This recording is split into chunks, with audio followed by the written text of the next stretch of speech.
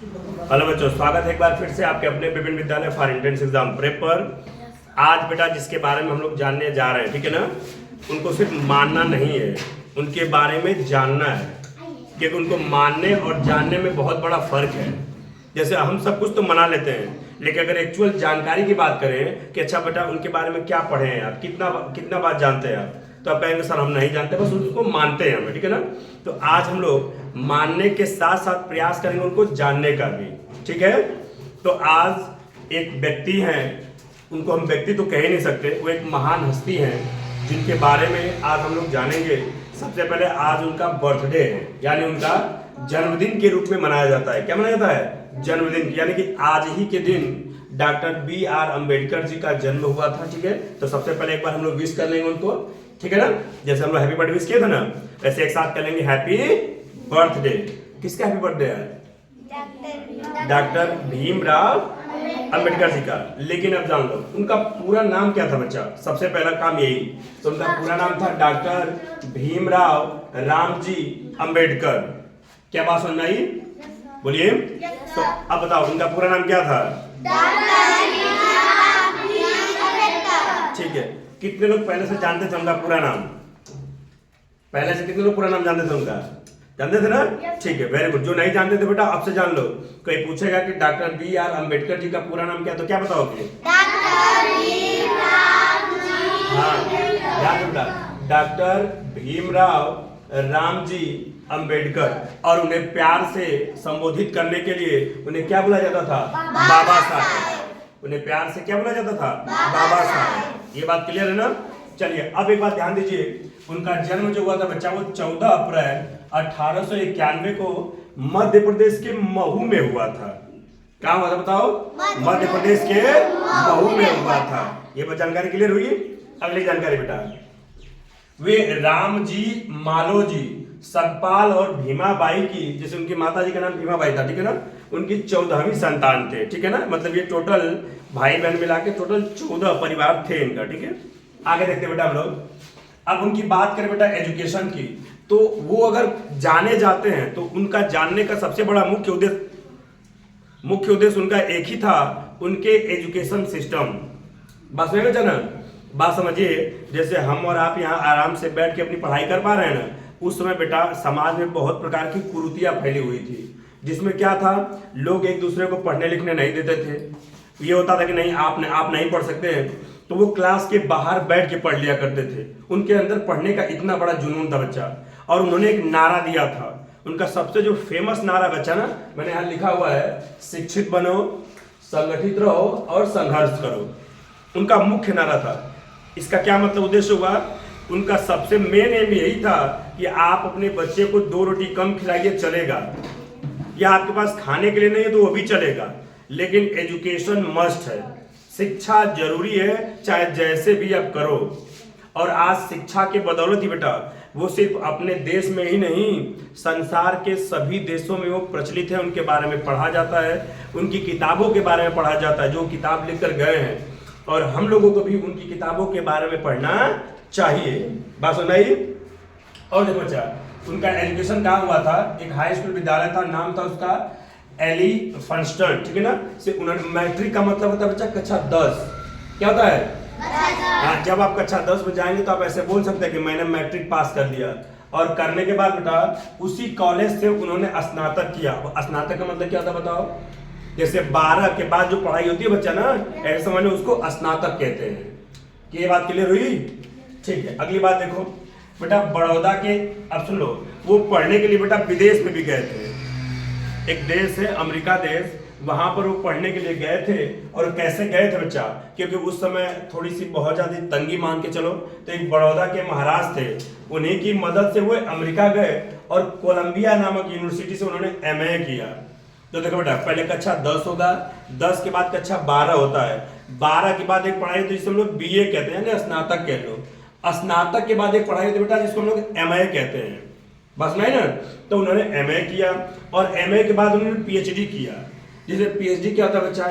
किसी एक सब्जेक्ट पर आप PhD करते हैं तो आपकी इस चीज की उपाधि मिलती है, आपके नाम के आगे डॉक्टर लग जाता है। भले आप सुई न लगाए अलग बात है, लेकिन ये करने के साथ जैसे आप पीएचडी करते हैं तो आपको उपाधि मिल जाती है डॉक्टर की।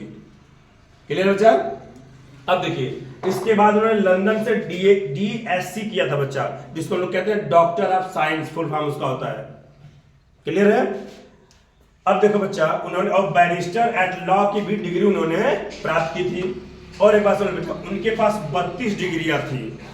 कितनी डिग्रियां थी? 32। डिग्रियां का मतलब समझ पा रहे हो क्या?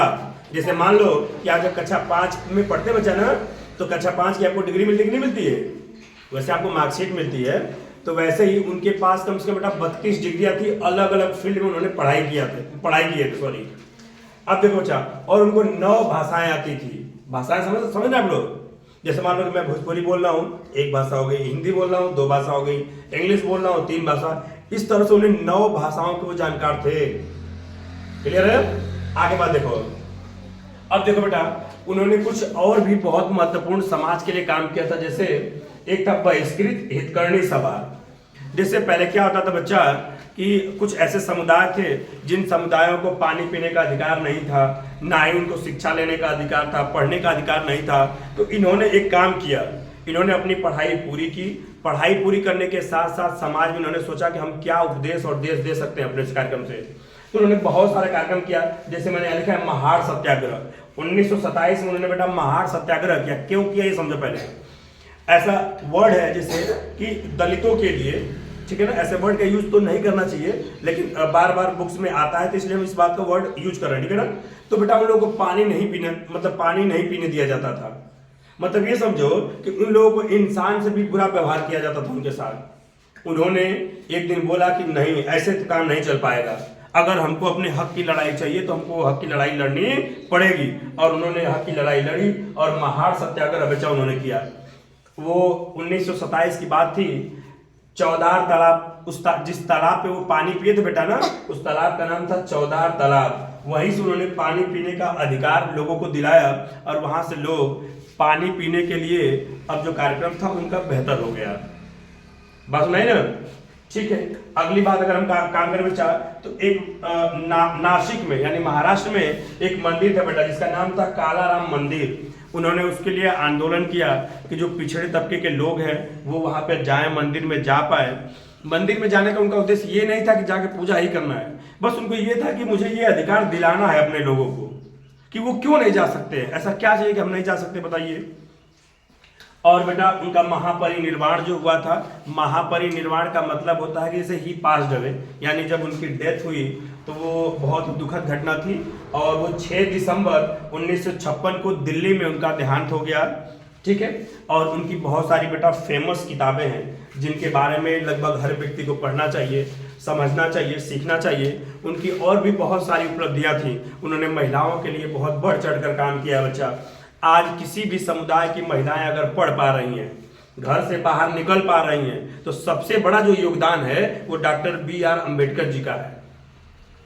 उन्होंने हिंदू महासभा के बारे में भी बहुत सारे हिंदू कोड बिल लेकर आए थे वो, जिसमें पहले प्रथा ये थी बच्चा ना कि घर से महिलाएं जो है वो बाहर नहीं जा सकती हैं। वो जैसे आप लोग आज बैग लेके आगे पढ़ पा रही है ना, पहले ऐसा सीन नहीं था बच्चा। बस आपका सीन एक ही था, आप पैदा हो गए, बड़े हो गए, आपकी शादी करा दी जाएगी और आप घर में ही रहेंगे, बाहर आपको जाने का अधिकार नहीं था।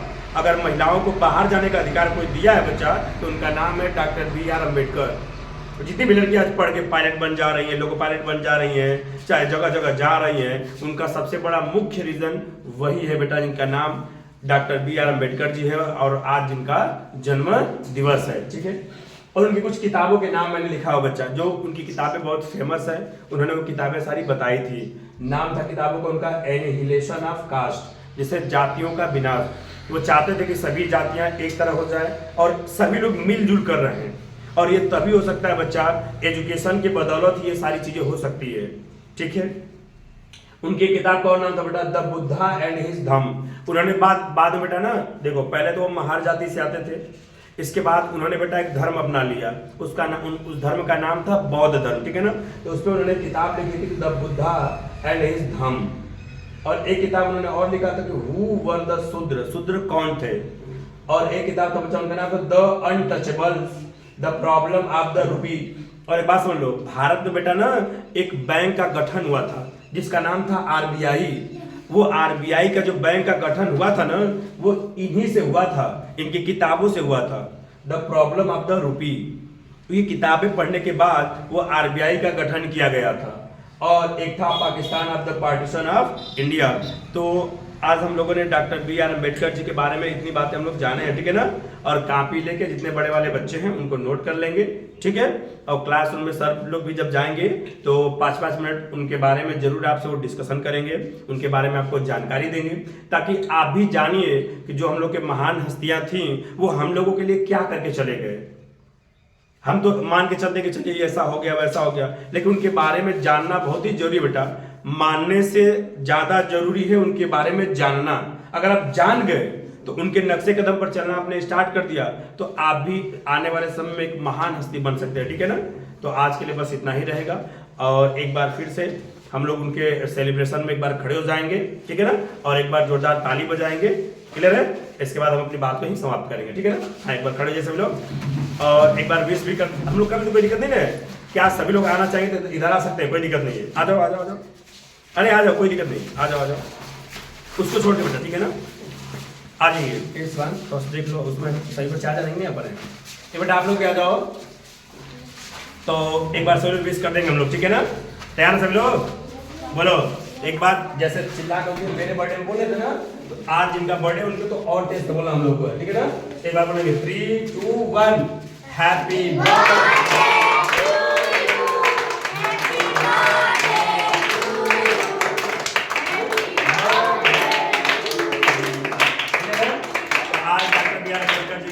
जन्मदिन है और आज हम सभी लोग क्लास में मिलकर उपस्थित होके उनके सेलिब्रेट तो हम लोग किए ही हैं, साथ साथ उनके बारे में बहुत सारी जानकारी भी हम लोग लिए हैं, ताकि ये छोटे छोटे नन्हे बच्चे जितने भी हैं उनके बारे में सोचें, समझें और विचार करें, और उनकी भावनाएं, उनकी किताबें और उनके बारे में जानने का प्रयास करें। तो आज के लिए बस इतना ही। Thank you, have a nice day.